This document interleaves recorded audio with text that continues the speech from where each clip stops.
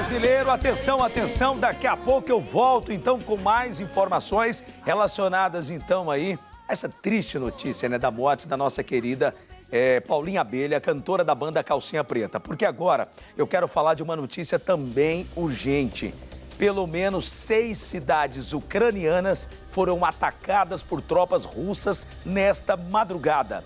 Meu povo brasileiro, eu quero trazer informações que bombardeios e explosões foram registradas em diferentes regiões da Ucrânia.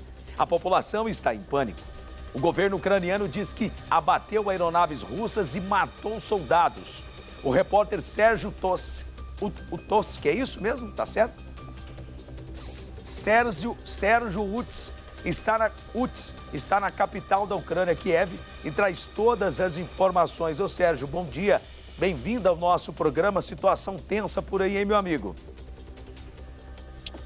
Bom dia, Marcos. Sim, situação bastante tensa aqui em Kiev. Esse ataque começou pouco antes da meia-noite, horário do Brasil, depois que a Rússia deu várias garantias nos últimos dias de que havia uma histeria por parte do Oeste, por parte do Ocidente, de que um ataque russo era iminente aqui na Ucrânia.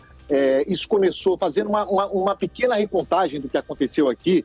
Na segunda-feira, o Putin reconheceu aquelas áreas que estavam sob controle de separatistas há 8 anos, no leste da Ucrânia, como países independentes. Imediatamente ele manda tropas para aquela região, que já aumentou muito a tensão, e agora toma esse passo sem precedentes de enviar tropas para a Ucrânia, de invadir a Ucrânia por vários pontos. Houve explosões registradas hoje aqui em Kiev, a capital ucraniana, onde eu estou, também em várias cidades. Eu não sei se a gente tem um mapa pronto aí, a gente pode mostrar as tropas russas passando pela fronteira da Crimeia, que é um dos pontos. A Crimeia que também foi tomada, foi um território tomado da própria Ucrânia em 2014, algo que nós acompanhamos de perto aqui. Aí você vê imagens que foram divulgadas nesta manhã pela Guarda de Fronteira da Ucrânia, neste ponto entre a Crimeia e o território dominado pelas forças ucranianas.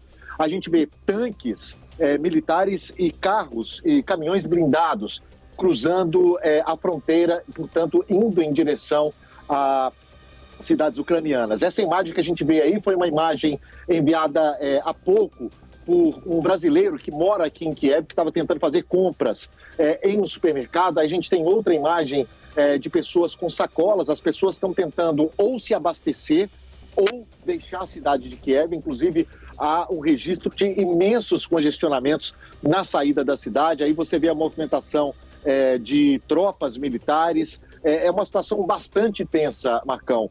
O presidente aqui da Ucrânia, Volodymyr Zelensky, disse há pouco que vai entregar armas para a população, para que a população possa se defender dos russos. Ele disse que qualquer pessoa poderá ter acesso a armas. Isso, claro, é uma medida extrema diante das circunstâncias aqui no país.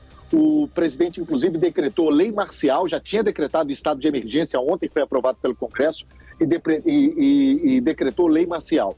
Qual foi a reação dos países do Ocidente nesse momento? O tom, obviamente, subiu bastante. Aí a gente vê o presidente ucraniano, Volodymyr Zelensky, mas o tom subiu bastante contra os russos, né? Tanto os Estados Unidos, quanto os europeus, quanto os britânicos falam em sanções sem precedentes para isolar a Rússia economicamente, para inviabilizar a Rússia economicamente, embora muitos analistas digam que o presidente Vladimir Putin já estava preparado para esse tipo de sanções, Marcão. Mas o que vai acontecer daqui para frente é imprevisível, como foi imprevisível o que aconteceu nas últimas horas, o que está acontecendo neste momento. O fato é que a Ucrânia não faz parte da OTAN, a aliança militar liderada pelos Estados Unidos. Portanto, não há, por lei, a obrigação de países como os Estados Unidos, como o Reino Unido, França, Itália, como os 20 e tantos países que fazem parte da OTAN, de entrarem nessa guerra diretamente, de mandarem seus exércitos para cá. Então, nesse momento, é o exército da Ucrânia, que é um exército muito menor, contra o poderoso exército russo. Outras informações que a gente tem aqui, Marcão, se você quiser interromper, fazer alguma pergunta, fique à vontade, mas outra informação que a gente tem aqui é que a Alemanha, que estava mais reticente em entregar armas para os ucranianos. Nesse momento, já há uma mudança de ideia em Berlim. Parece que a Alemanha vai sim enviar armas para o exército ucraniano. A situação é, de fato, bastante tensa. E os números do Ministério da Defesa da Ucrânia, a gente tem que tomar muito cuidado nesse momento, ainda que essas informações venham de fontes oficiais, é que 6 aviões russos, 2 helicópteros teriam sido derrubados, 2 tanques destruídos e pelo menos 50 soldados russos mortos, segundo as informações do Ministério da Defesa da Ucrânia. E é bom a gente ressaltar que não há, obviamente, como checar essas informações rapidamente. Sérgio. Ô, Sérgio, eu tenho 2 informações que eu acabei lendo agora pela manhã, mas uma informação que eu queria que você, se você tiver lá na ponta da agulha aí, porque o Vladimir Putin, eu estava lendo agora pela manhã que a Rússia disse, né, que o Vladimir Putin, ele disse que o seguinte: se alguém tentar intervir, vai sentir o peso russo. O que ele quis dizer relacionado a esse depoimento? Qual é a interpretação que estão falando hoje no mundo diante dessa notícia que está circulando já no mundo inteiro? Olha, Marcão, nos últimos dias o presidente Vladimir Putin, o presidente russo, tem surpreendido o mundo com declarações bombásticas. Essa é só uma delas e é difícil saber o que ele quer dizer exatamente com isso. Mas a gente tem que lembrar que a Rússia é uma das principais potências nucleares do planeta, né? Tem um exército muito bem treinado, um exército que cercou praticamente a Ucrânia por praticamente todos os lados. É bom lembrar também que tem 3 países que fazem parte da OTAN, os países bálticos ali, Letônia, Estônia e Lituânia, que estão ali no norte da Europa, fazem fronteira com a Rússia. E esses países pediram para que a OTAN, a organização militar liderada pelos Estados Unidos e que tem a maior parte dos países europeus também, esses 3 países bálticos pediram que o artigo 4 fosse acionado. Isso quer dizer que eles sentem um perigo iminente de agressão. Portanto, e se isso acontecer, aí sim a situação muda de figura, porque seria uma agressão à OTAN, o que seria considerado uma agressão direta aos Estados Unidos ou ao Reino Unido, o que poderia acarretar uma intervenção. Nesse momento, o quadro já é grave o suficiente, porque, como a gente disse, eu não sei se a gente tem um mapa aí na ponta da linha, Marcão, mas a gente separou aí algumas informações para mostrar as cidades nas quais a gente já tem confirmação de que houve ataque aqui na Ucrânia. Aí sim a gente mostra o mapa, você vê aqui Kiev, Kharkiv, que é a maior cidade perto da fronteira, a 2ª maior cidade da Ucrânia.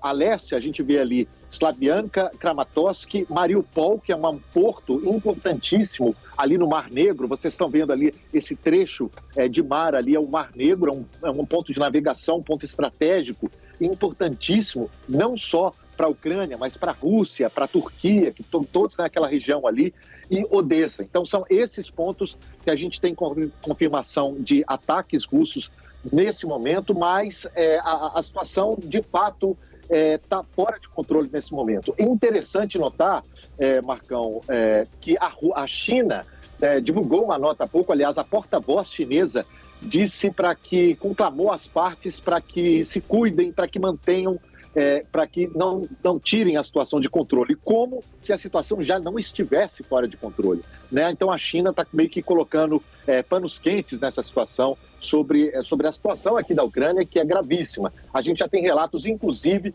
de civis que foram atingidos pela artilharia russa em algumas cidades do país, Marcão.